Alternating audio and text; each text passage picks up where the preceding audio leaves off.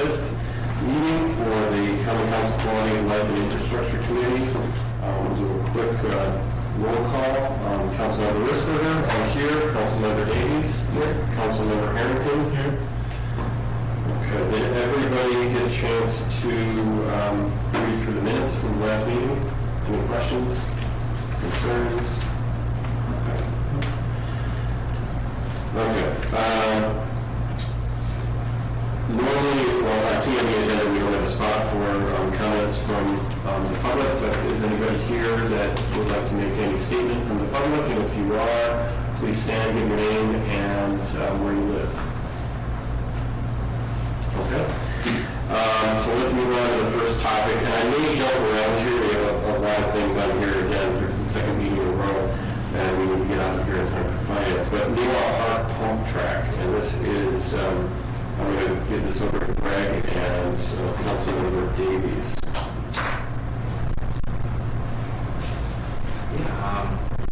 I'll start. You know most about this? Sure. I guess to give you a quick history, I'll try to be brief. This was about 2 years ago. The idea of the pump track was developed. I convened a kind of ad hoc committee of some interested folks. We thought it would be kind of easier to try to work with a not-for-profit organization as a pass-through, seek some grants, be able to fund it. At that point, I thought, this was right at the beginning of the pandemic, but funding was very tight, and I did not think it would be appropriate to be asking for funding when we were looking to cut quite a bit of things. So after quite a bit of back and forth, the Onion Trail Association has offered to be that organization, but they did have several concerns. Those concerns were primarily with liability, and then secondarily with maintenance. They want to make sure that the pump track, if it were to be built, is that they're not on the hook for maintenance of the pump track if it were to be built. Quickly, they were thinking about the pump track location would be if you were standing in the parking lot that serves the skateboard park there. To the left, there's a pretty decent, I think it's 125 feet, top of my memory of correct me, but buffer between that and the third base line of the softball field that's there. We feel that is enough to be able to put it in. Meanwhile, I identified someone who can do these types of pump tracks, who does it for pretty cheap. It would be roughly about $10,000. This was quoted about a year and a half ago, a year ago, so about $10,000 might be a little bit more. I think 15 might cover it. We would need to get some materials, lots of volunteers, but we can certainly build it over several weekends, and that is the idea. So if council were to approve this, I think is what we're looking to do. Parks and Rec is, I think, already giving the thumbs up on this. We do need to have some kind of agreement with the Onion Trail Association so that they recognize that they would not be on the hook for any of this. And then we're going to try to seek some grants to get this pump track. But actually, it's beyond just a pump track. We actually have conceived also a pump track slash a grassroots development program to get kids into this. I think it's a great recreational opportunity. We think that there's some good opportunities, so we want to have some money to be able to offer kind of stipends for experts to come in and be able to teach if we, if needed, if they need stipends, and teach the kids how to be able to utilize the pump track, how to use proper bike safety, things like this. We also had in mind initially to have some kind of bike program working with unseated bicycles, where maybe kids, we could find kind of built bicycles that have been not been utilized and donated to the kids. So it's not just a track. We have a kind of holistic idea to try to build the support for kids to use the pump track well and to be able to get into it. That is it. Greg, if I miss anything that would be of concern to you, or? No, not really. I guess the only thing I would add is we checked out insurance for the facility, and our insurance agent advised we have to we'll add to our current insurance policy that would cost around $500 a year. So in addition to any maintenance expenses, which I understand would be replenishing soil now and then, that would be a cost. So you're talking an additional $500 rider? No pun intended here.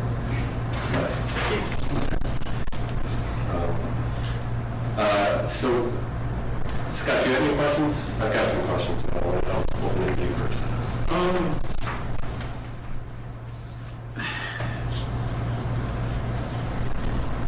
I do, but I don't know how to phrase them where it doesn't sound like I'm totally against it, because I'm not totally against it, but I guess, Go for it, Scott. so you're gonna do this on grants and fundraising? The city's not gonna pick up any of the cost?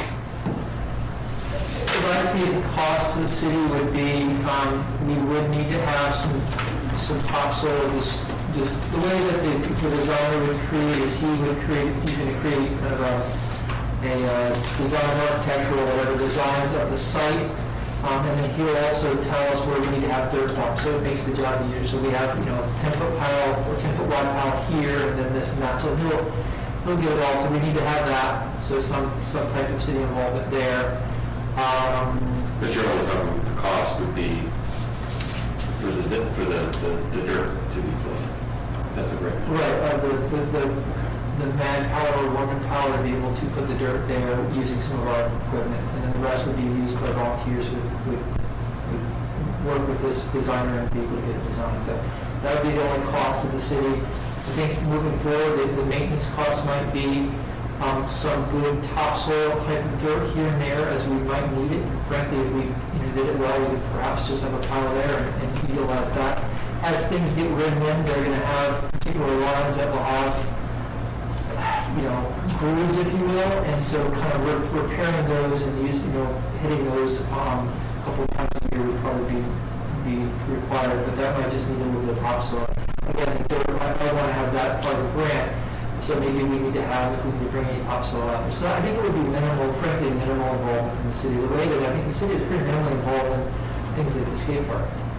Of course, kind of general maintenance, if there's a safety thing that comes up, that's a little different. Right? If there's a safety event that might happen or something. I think you pretty much answered everything else I had, so. Oh, that's a negative, Scott. That was a good question. Okay, so the Oregon Trail Association, they're concerned about liability and maintenance, but it sounds like they would be involved with some periodic maintenance, they'd be involved with getting volunteers, but not providing financial maintenance. So the way I conceive this initially is much in the way that we maintain already the extensive trail system. And what it is that it's a lot of volunteers that just go out there and hit the trails. Right. In conversations with Lou Lansing last week, I believe it was, she talked about trying to put together a kind of trail/maybe a contract type of committee that could to make it a little bit more official. We have a group of people that are kind of dedicated to meeting periodically, discussing the trails, what's needed, and things like this, and organizing more through that particular organization. So that's not an official thing, that's kind of her idea. I think she was interested in the report on that, but I think that I did support that. I thought it would be a really great thing to be able to do for our trails in general, that we have not a loosely formed group of people, because that's what it is now, but kind of a more dedicated group of people that would oversee working with all the local volunteers to address the trails and track. So at this point, what do we need from the city? Like, what do we need from this committee at this level? And Greg, certainly correct me wrong, I think it is, I don't know if we need to have this approval of this particular, by the entire council.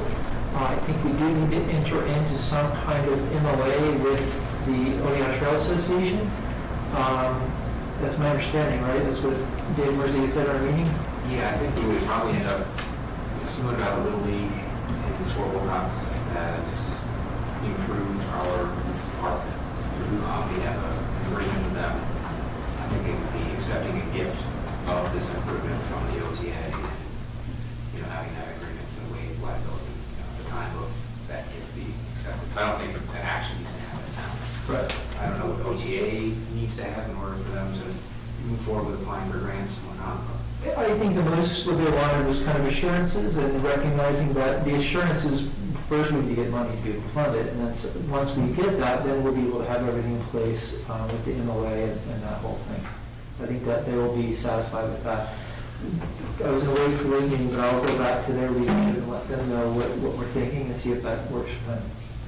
Because you may want to verify, are they looking for an agreement from the council that we're going to accept this? Because of course they don't want to go through all the work and raising money and then come forward to find out that half the council doesn't even want it. Well, to be clear, I'm the one that's writing the grants. They're kind of, they're operating as a pass-through, so they're simply just wanting to make sure to know that, I mean, they're a young organization, they just want to make sure that they're not on the hook Right. for maintenance or for liability. That's what's most important for them. And I've maintained all along that I will work on the grants. It will be in collaboration with them. They'll have the opportunity to look at the grant applications.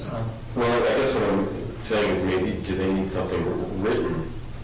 They might want to let us know if they need something written out, saying that first. Yeah. I don't know if they Well, will. yeah, that's what I'll go back to them and say, here's where we're at, you know, is this satisfactory, or do you want to have something written?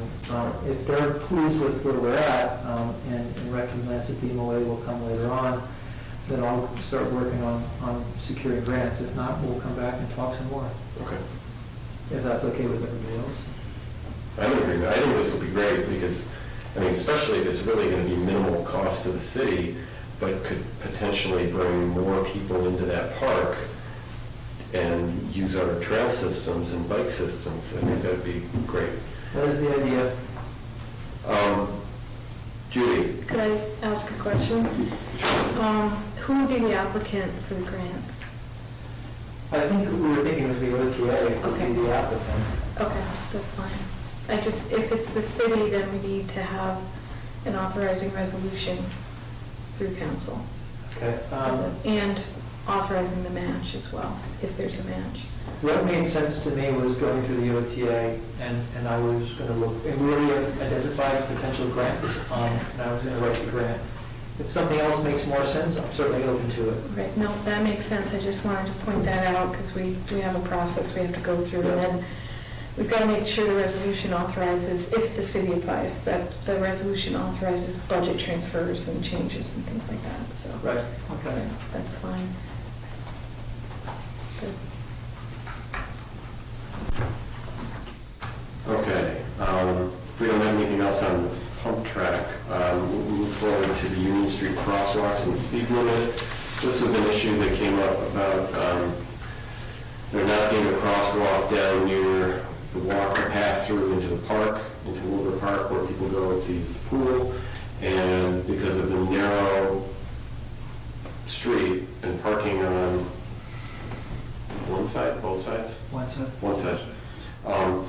And coming downhill, people are speeding downhill, and it becomes a danger. So that's where we left that discussion. Chief, do you have anything that you can add to this? This is for bottom Union Street at Spruce. Yeah. No,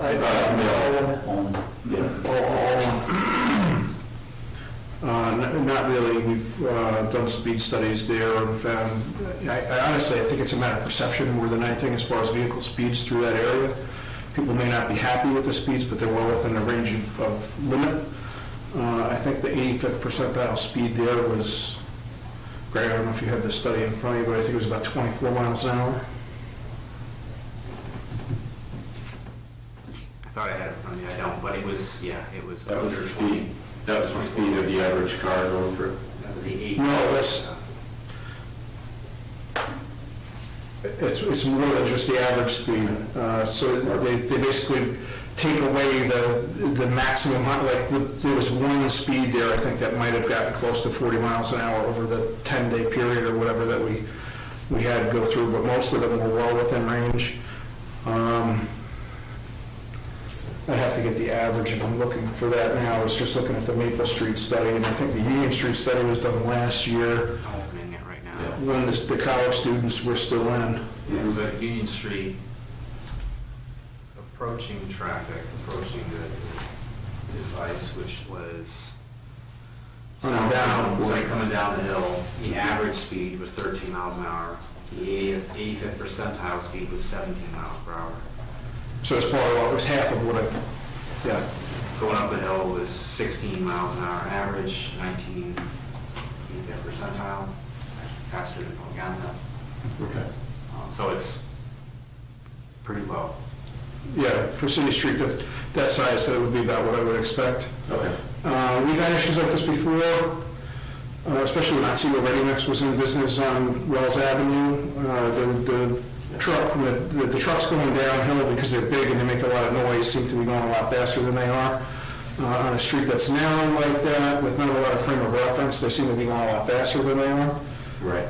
But most people in that area, I mean, we've never in the history of my career, to my knowledge, had an accident on Union Street or Olin or any of those areas. We've never even had a close call, as far as I know. I've never had a complaint other than from, I think, maybe one resident in that area.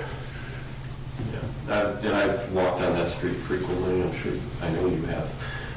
I haven't seen an issue with anybody speeding down the hill. And I think if you look at that study, it's also, the volume of traffic's very low. Yeah. So the next question then is, I do think that, I don't know how you guys feel, but I feel like having a crosswalk at Olin Ave is appropriate, given the number of people that walk through there. Is that something you can put on the list to have done with our other crosswalks? Yeah, absolutely. We've been planning a project for Union Street, which would include some sewer main replacement, some sewer line installation there now, for replacement, crosswalks, obviously, redoing the street itself. And that's something that hasn't yet been committed funding-wise in the future, possibly next year. Our capital plan right now shows next year. That's obviously to be determined in the budget process. Want to do something sooner than that, we could look at doing just a crosswalk at that intersection the way it is now without changing the intersection. Possibly this year as part of our sidewalk and curb bid to go out. But that's something we want to not necessarily commit to right now because I think we want to look at redesigning the intersection, maybe there'd be a bump out there that makes that crosswalk comparable, as part of the project next year. Well, we still have 4 weeks left of pool opening. I mean, how much time and effort would it be to just get something in there quickly, some kind of a task?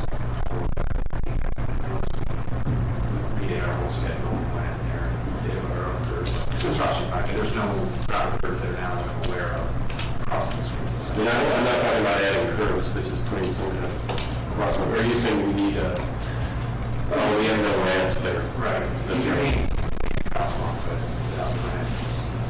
There's a ramp there. Is there a ramp? Well, yeah, there's a ramp, I think on the, let's see, northwest side, I think, on Olin Avenue, there's a ramp, and then of course it leads into that street that goes back there, back into the park. So there's, of course, there's no ramp there.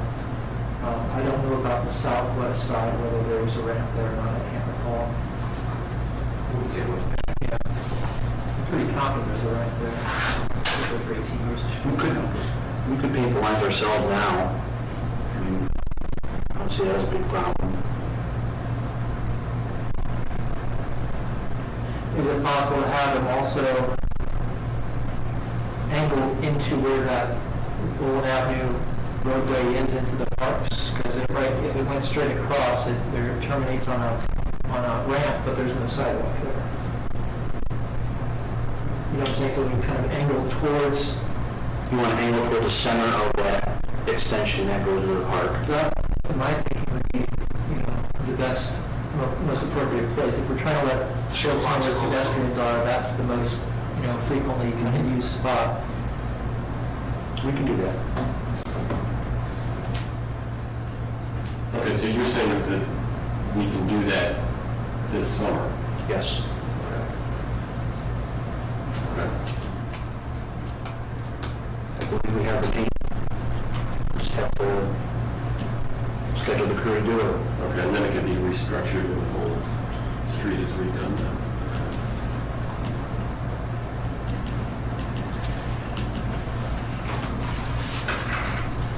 That's Olin across Union. Yeah. Yep. Okay. All right, well, that's great if we can do it. Thanks, guys. Do you have anything you want to add, Scott? Well, crosswalks aren't written into the code, right? Like stop signs and parking and stuff is? Okay. Let's move on then. Maple Street speed study, that was something that the chief was working on, I think it was shortly after our last meeting. So do we have an update on that? Which one? Maple Street speed study? I'm just going to pull it up. Sure. I got that data here. Chris, you want me to read the speeds?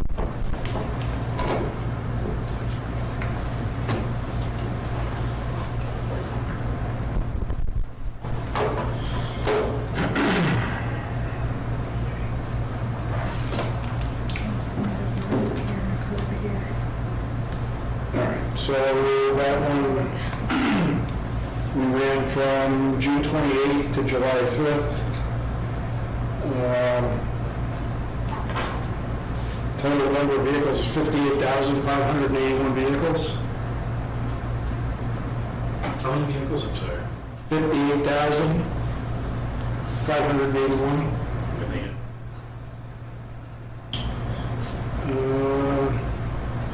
For approaching, the average speed was 19 miles an hour.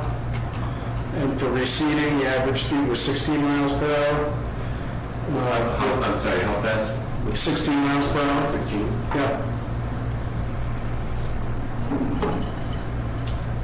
Now, receding, it was facing down Maple Street from the corner of basically Walnut,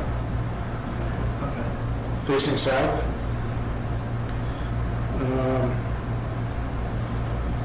So 85th percentile speed in that area was 24 miles an hour approaching, 25 miles an hour receding. We did have one odd flyer maximum speed going south, but I think that would be headed towards Lettuce Highway, and it looks like probably a motorcycle. So pretty fast, but otherwise the traffic in that area looks well within range. I wonder, in your best guess, if we did this, let's say in October, would we have a different reading? I don't think so. I think it would be very close. The reason is it's congested, it's controlled by light, so people are generally slowing down and managing traffic as it's crossing either the intersection, pedestrians that happen to be in that area, or turning. The bulk of the traffic, if it does go straight, it's going to go on Lettuce Highway. But, you know, it's relatively slow because of the light. Okay. Yeah, thinking about, since I go through that intersection every day, the number of times where while I'm on Lettuce, approaching the light, it's saying green, and then it actually stays green for me to go through the intersection of Maple Street. It's not that often. Yeah, so the primary roadway there would be considered Main Street, so it would have the longest duration green. You know, the arterial streets are feeding Main Street, so they try to keep Main Street open longer. All right. So it seems like there's nothing we need to do here, unless you guys have anything you want to add. Any thoughts? Okay. All right. Thanks, Jim. I mean, the data speaks for itself. Yeah. Yeah, I think that's been one of the most valuable assets that we've had, you know, just to do empirical studies for traffic in the city. It's been really nice to be able to put that out and have real numbers that we can look at. Yeah. Well, backs up decisions. Yeah, and it also takes, the way that these were done years ago is we would actually put an officer out with a radar, and the problem there is that we have to dedicate the person, and then they're fallible. So we just sit there and they're going to get every car, if you're there for 4 hours, it's a long time. The machine doesn't get tired, doesn't ask for, a break, and we can get massive amounts of data, so really across the board it's much more accurate. Well, I imagine also that seeing an officer with a radar gun there, you might slow down naturally. Yeah, so that's why we put them out, try to put them out in an unmarked car, but again, a lot of these places where you put them. Right. Jen, I love it, that's good stuff. Yeah. Helps support everything. We've also got the Market Street data back. I don't know if that was something I was asked about here. No, I'm just looking at the transit hub. So we're kind of moving this thing around, so anytime we hear about a concern or we have a project, we're gonna get some data, because it's easy to do. I don't know how long it takes Ralph to put it up, but we look at it for 7 days and get 58,000 data points, it's pretty quick. Yeah, if he goes out to pick it up, even if it takes him 15, 20 minutes. Really? That's from the time he leaves the station. It still doesn't take very long at all. That's good. I can't imagine having to have somebody sit there and Yeah, 24 have hours. 58,000 cars. Yeah, 24 hours a day, 7 days a week, doesn't ask for a break. Yeah. All right. I'm curious, can we just delay this point real quickly? Market Street, what was the total volume of that? Let me take you 2 seconds. While I'm looking, the only other thing I would add, just as an informational thing, is we get updates from Nikon now and then, and one of the things that they've been pushing for is change legislation to allow cities and villages to designate their citywide speed limit as 25 miles per hour. Now we can only designate it as 30. You can change a particular section of a street for a specific reason to be 25. This would allow 25 everywhere. Obviously, there's data that shows the difference between getting hit by a car at 30 versus 25 is a big difference, the amount of lethal incidents. So that's something that I think I would support if that becomes an option. That was something we should look at. Did you say that? Yeah, so that was Went through the Assembly and the Senate, and it's just the governor's office now. Oh, wow, okay. So we would have to adopt it internally here. Yeah, we'd have to change our report. So we'll let you know if that. Yeah. is bad. Bring it back. Good, thank you. I don't know, do we have the Market Street back? I got it,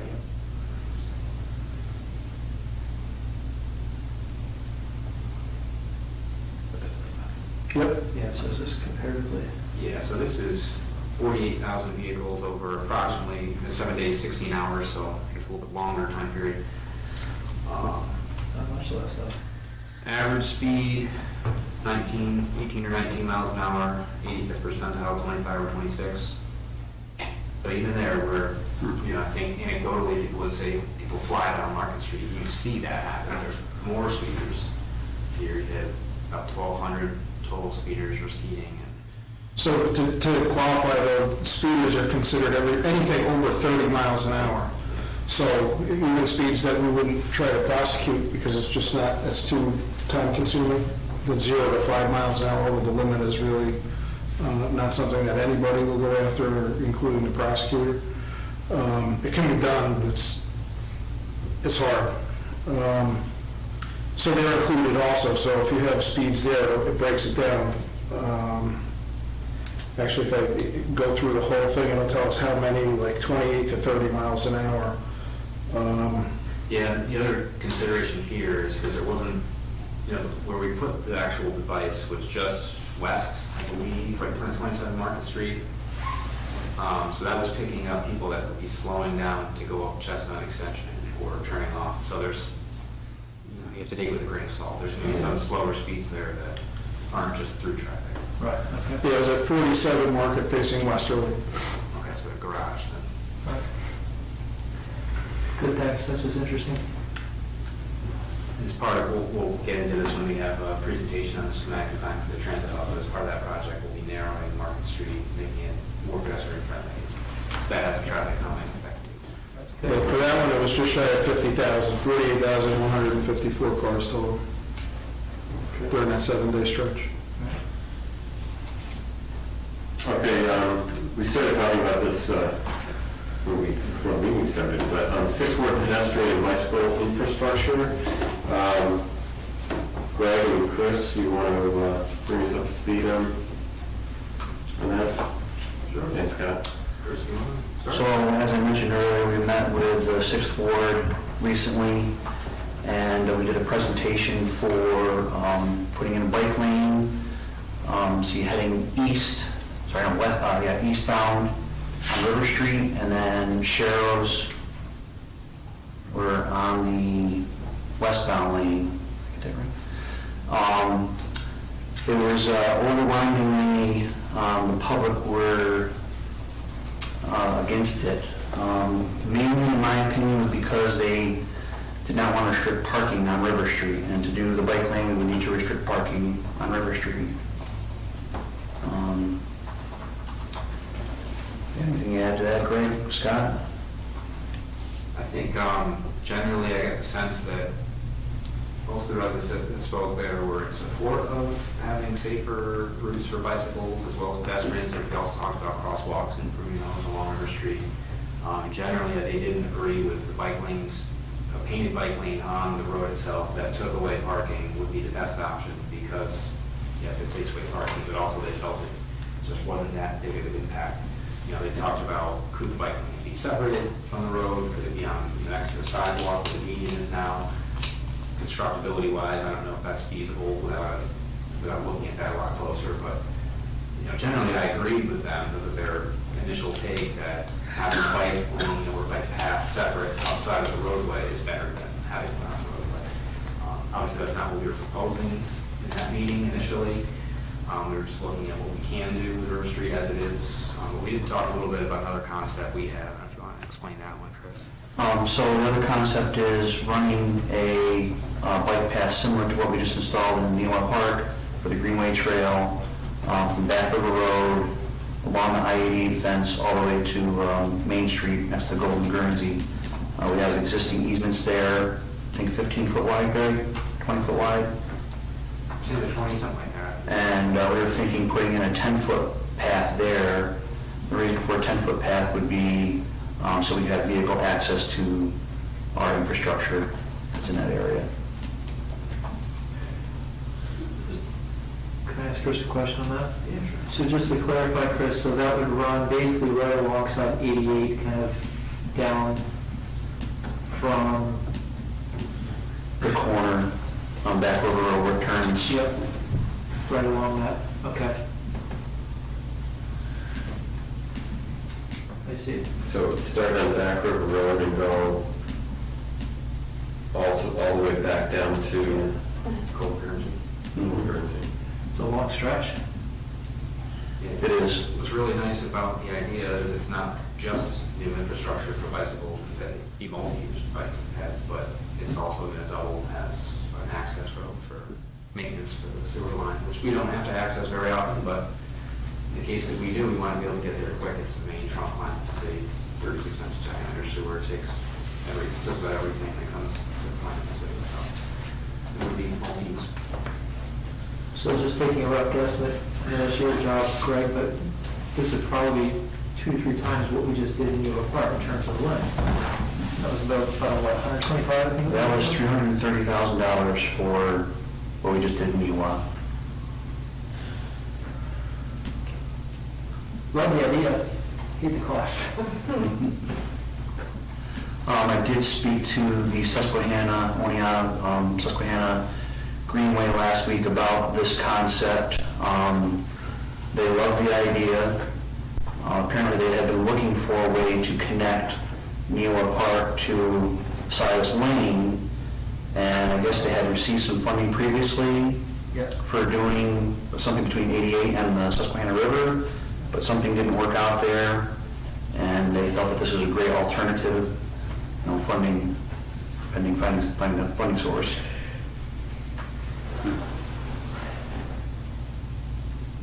This is about 1.6 times the length of the Newell Park path, plus it's twice as wide. We're over $1 million. So, yeah, But you think there could be some funding opportunities, at least some of it? Judy? These paths like these are going to be included in the LWRP, and once the state accepts the LWRP and it's in place, then we would be able to have access to its competitive grants, but access to implementation grants of up to 75% grant. So that, this will, whatever's determined, wherever the trails are going to be in that LWRP. We're trying to get from Silas Lane to Fortin Park. I had a question of, do they have to be paved? Could they be just a good stone type trail? It's not accessible though, if it's not paved. It doesn't meet ADA guidelines. I think they do. You could do it's like a stone dust surface which hardens up. Because I know like on the canal, a lot of those trails, because the expense of paving is just crazy. And so over the years, they started with the stone trails, and they were acceptable. Only thing, pushing a wheelchair on those, it still doesn't work, especially if it's wet. You run into problems. But that's just my opinion, my experience with my job and what I do. I don't know how that would, with any kind of federal funding or state funding, how that would impact that. I think maintenance would be a little difficult too. You'd have some erosion of the stone dust, whereas pavement you wouldn't. Yeah, depending on the funding source, I don't know how it works with LWRP, but if you were to get a DOT TAP grant type thing, like what we got for Lettuce Highway, that has to be maintained year-round as well. Like part of the condition of getting that type of grant is an alternative transportation mode. So it's not just recreational, it's there to provide a way to get around So you can plow too, right? Whereas perhaps WRP or a different type of funding might not be necessarily limited to that level of things. We would want to be, but we have other resources. One thing I do want to add that the public, they were in favor of this trail with the exception of the times of use. They only want it to be allowed to be used from sunrise to sunset. They were concerned about people, what they might be doing at 2 a.m. behind their homes, kind of thing. So they want to restrict the time frame to be used. Well, how long did you say this was going to be? 10 We foot? would want to make it 10 foot. That way, if you did plow it, you can use a pickup truck. If you take the sewer truck down there, it's not going to be going off the edge and breaking the edge of the. Well, if it's wide enough for maintenance, we could also have the police take a run through there during the night periodically, I'm sure. I think that might satisfy residents on River Street. I don't know about you guys, at first I was not necessarily for this because I wasn't sure how much usage it would be since we do have bikers on River Street, but putting a path that there wouldn't allow access to the various side streets. But connecting it with Silas Lane puts a whole new perspective on this, and it goes back to the original plan with the Susquehanna Greenway, which I think it's a great idea. I think it does provide some direct access to the school, Moving Field. There's a few places Yeah. right across the side street, so there would be quite a few connections along there. Just different. That's Just all. different, yeah. I mean, we even talked a little bit about some of these road races that happen. There's quite a few now that happen in the 6th Ward, and it gets to be a traffic nightmare. If you had something like this, maybe you could have a loop instead of just going up and down River Street and then cross a couple places. You might have a better, safer road race. I would not doubt it if they try to reroute at least one of those races to utilize something like this. I would not be surprised. I've been thinking about it at length and think it's a good idea for the parks as far as, we've spoken at length about more utilization of the parks. And I think that, from the spring through the fall, for the road races, I think they're a much better venue for the road races than the streets are. I don't know why we use the streets at all. I've run races in multiple other municipalities where they don't use the streets and they don't require Because that's traffic really control. Right, yeah, I'm not that guy. But you bring up a good point, because a lot of other communities in the last 20 years have been moving toward off-road races and races on paths. And Sure, I mean, how great would it be to have Webb Island turned into a cross-country track? You go with that? Talk to Forbes. Which one? Can I return to something? Yeah. Quickly? So, Chris, just to clarify, the shallows were not well received either, I mean, that's just marking of kind of I think recognizing. if we just did Sherrills on both lanes, I think that would be well received. They just did not want to eliminate parking. I mean, Sherrill, that's what's occurring now. Basically, yeah. And I've done quite a bit of reading about bicycle infrastructure and some studies that have been done by the National Association of City Transportation Officials, and people are cooling off on Sharrows that there's really not the data to support them being any safer than nothing at all. In some cases, if they're in the wrong application, like where there's speeds that are just too high for encouraging bikes at all, they can be worse. You really don't want them on a road that has speeds over 30 miles an hour, which we don't have that here on River Street on average. So I'm not saying they're a bad idea, but I'm not sure that they really provide the type of value that a bike lane is better. A separated cycle track is even better than that. A totally separated bike path is the best. So we're trying to do what we can with a limited budget and looking ahead to the River Street project next year. But I guess it's still kind of up for debate whether or not it's worth doing that if there's not that much support from the residents. I don't know, Scott? You weren't here earlier, but I'm still getting some letters and people voicing concerns against it.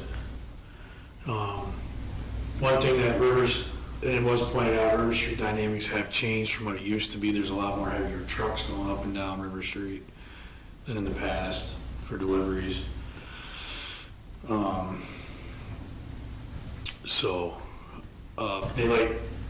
They wanted crosswalks the signage for the crosswalks. What was the other thing? Talked about speed signs for Park Street Oh, yeah, and possibly sidewalks on those side streets as well. yeah. Some side street, continue the sidewalks on the side streets more, because a lot of them just terminate and then you're in the road. And Park Street was one where, they're always, I guess it's mostly during Qlic seasons, the way I took it, what their complaint is the speeds up and down through there, so one of the things was maybe if we could get a couple of solar signs that tell you what your speed is, one facing one way, one facing the other way, and they just flash, kind of like on the South Side Drive, old South Side Drive there. They kind of like that idea too. Yeah, that's something we can look at, whether it's those or. They wanted speed bumps, and Grady was pretty quick saying you can't put speed bumps down. Everybody wants to So do you something. table, hold it. So, yeah, go ahead. Yeah, I understand the parking concern. For me, it was the safety, right? Especially as we're hoping that more people begin to get more, ride more throughout the city. The road we're talking about would certainly meet some people's needs. I mean, I think it'd be really cool if we could use it in different ways, but I guess I would like to say, and so share with me don't work, but what can we look at to maybe make sure that folks that ride down through that area, and I'm thinking especially of kids, I always go to those kids and ride to school. I mean, is it, what's out there? So is it more signage? What do we do that might be able to make it, if we're not going to be able to put a bike lane in there, but more broader awareness of the cyclist? I would say maybe we want to think about that as an option in conjunction with this trail. Because I ride down there quite a bit, and it gets narrow at times, especially as you're trying to get around one of the sewer breaks and things like that. And so I think I'm just thinking of children kind of driving through there. So how do we protect them as well as maybe maintain the parking? I guess is a question I'd like to ask. Not that needs to be answered now, but Yeah, we'll take another look at it. I mean, generally speaking, having parking on the street is a good thing for pedestrians and for bicyclists to an extent, because it's going to slow traveling traffic down, Right. but there's not much parking for the street. Right. It actually happens. Elementals was brought up, I've noticed that, at night, dinner time, there's a lot of people park out front there, but there's not many other locations along River Street where you see cars parked very often, so it doesn't feel restricted because there's no cars there. Right. That's why we thought, similar to Main Street on the east end, we had the same issue. There's very few parked cars along that stretch. It would make more sense to have the main bike lane with no parking. But we'll go back and take another look. We've got some time before the project happens next year. See what's best. I did want to mention, I noticed that the 282, what's stated in 282 does not match what's out there. 282 only showed parking between West End to, what was the name of the street? Nathan House, starts with an M. But anyways, there's parking all the way down the entire road is allowed. Mackley Avenue. Yes, that's it. Which road? Mackley Avenue. Yeah. so you're saying that's in our code, or that's in the? In the code, 282 only states that there's parking between those two roads, but out there in reality, there's signage in the entire length. Gotcha. Okay. We're still finding stuff like that. Yeah. A lot of what's in the code that don't match signage. Okay, so as of right now, we're not going to make any change. Can you refresh my memory here? Let's just go through this. As far as if we were going to extend this paved bike path starting on Pack River Road, like what do we need to, what needs to happen to have that paved one more time? Judy, if you want to go through that? How do you grant funding for the? I'm sorry. Yeah, so the LWRP is in the early stages of the planning process. It's going to take about another year.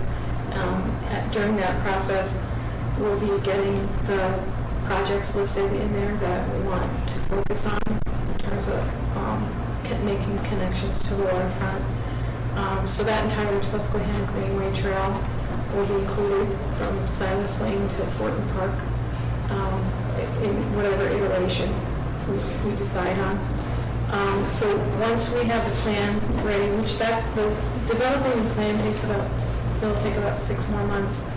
And then it goes to the state, Department of State for their review, and that could take another 6 months. So that's going to be like the long part of this process. But once the state has approved it, then we will be able to apply for funding in the annual consolidated funding applications for implementation projects. And at that point, we'll be deciding like which projects to apply for. And it will be, either city projects or town projects or combined projects. So it's going to be probably a year out. Now, we don't necessarily have to wait for the DOS approval to apply, but I don't think we can get started on anything until we have approval of the plan. Okay. So, and the CFA comes out, typically it comes out every July, and awards are made every December. Okay. Thanks, Judy. And Scott and Chris, thanks guys for doing the work for Greg as well, getting out there and talking with the residents. Appreciate that. Yeah, it was very well received. They felt like they actually had a say, and so I mean, it was really well received. So Good. hopefully that's something we keep doing. And maybe other council members will do that as well when we got projects like this coming up. I can say that it was very productive. We received a lot of good, honest input. I think 30 signed in. Oh, wow. Yeah. Yeah, it was a good showing. We have 2 other items on the agenda. Public art master plan and summer programming. Summer programming is there kind of as a filler at this point. Obviously, there's nothing we can do now. It's going to make a change for the summer anyway, so there's no rush there. And it was mainly to just try to facilitate some more discussion, if we have any, on the issues we have with providing programming and childcare in the summer. Public Arts Master Plan. Does everybody have a chance to look through that plan? I'll admit, I've only looked through about half of it.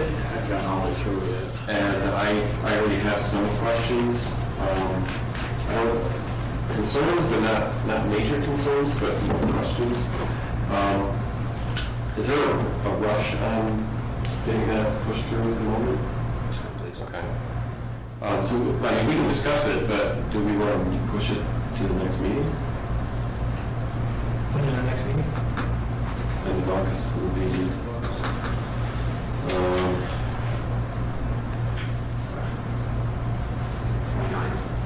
Okay. I'm okay with pushing it to August. I think I'd rather get through the entire 20-page document thoroughly. So, okay. Summer programming. Does anybody, I mean, we had a discussion with the Y at the last meeting about what they need to do with their summer programming. I understand everything that they go through, and I understand why they go through it, and I understand they're following, why they have to follow certain rules. I don't know that I agree with the statement that nobody wants to work anymore, because that's a statement that's been around since 1920s. Like every period of time where there's something economic going on, a negative economic period, that's the go-to argument. But and basic economics is that if you offer more money, you're going to bring more people to the job. But that being said, I think weren't we told that it's going to cost roughly $1 million? Not $1 million. It's $100,000 to start a summer program up? I thought Jenny had said that, but I could be wrong. I don't remember what it was. Yeah. Do we have anything we want to add to that discussion today? Well, no, but that's the reason why they cut the summer program, is because of the pricing. They couldn't afford staffing. Yeah. Yeah. And it wasn't lack of staff that was, at the time, it was, from what I understand, if you worked in the summer, you were a city employee, which meant you you would also receive periodic city employee wages because you were a union worker. And so we had people that worked in the summer, and it was a very lucrative job. But also our funding sources were, we had lots of people that were coming and dropping their kids off from other towns and other communities and leaving the kids there for the day, and then we didn't have to pay anything. Are you thinking of wanting the city to take it back over? Is that what you're thinking of? I was just trying to start the conversation because people are desperate in the summer to get care for their kids, and there isn't a lot out there.